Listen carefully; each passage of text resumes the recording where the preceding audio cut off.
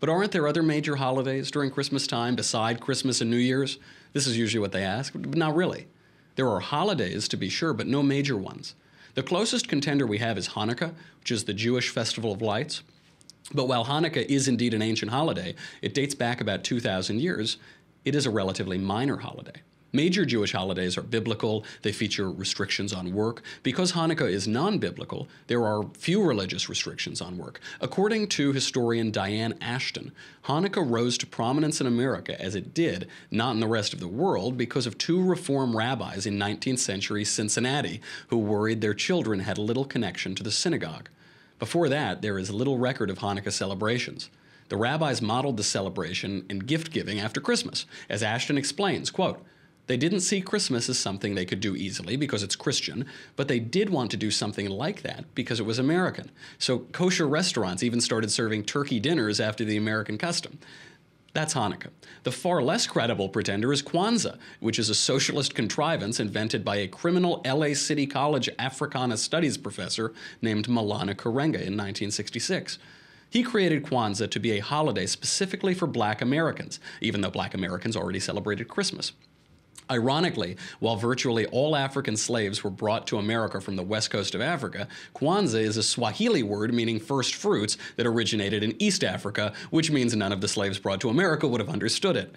Now, one of the 7 principles of Kwanzaa is communism, ujamaa, cooperative economics, and Maulana Karenga himself was sentenced to prison in 1971 for felonious assault and false imprisonment after he sexually assaulted and tortured multiple women.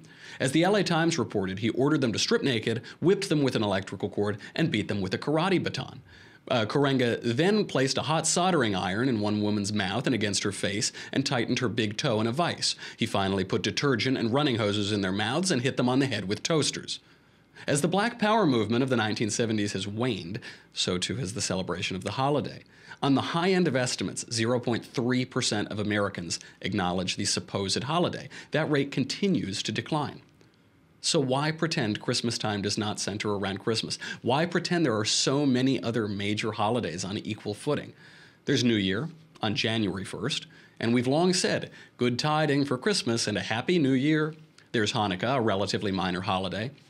But by the way, we don't say happy holidays instead of happy Labor Day, even though Rosh Hashanah, which is a far more important Jewish holiday than Hanukkah, sometimes occurs around the same time. You don't say that. We don't say happy holidays or season's greetings instead of happy Columbus Day, even though Yom Kippur, another much more important Jewish holiday, sometimes occurs around that time.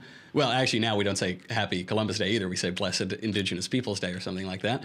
That's another story. There's Kwanzaa, a virtually non-existent holiday. What else is there? There's Boxing Day, which no one in the United States celebrates. There's the winter solstice, which people pretend is a thing, but nobody celebrates. And of course, it isn't about the celebrants of Hanukkah or Kwanzaa or the winter solstice who are waging the war on Christmas. It's the atheist left who constantly seeks to replace clear, vivid language with bizarre secular euphemisms. This is the essence of political correctness. The essence of political correctness is to replace clear language with euphemisms to remove the strength of that language.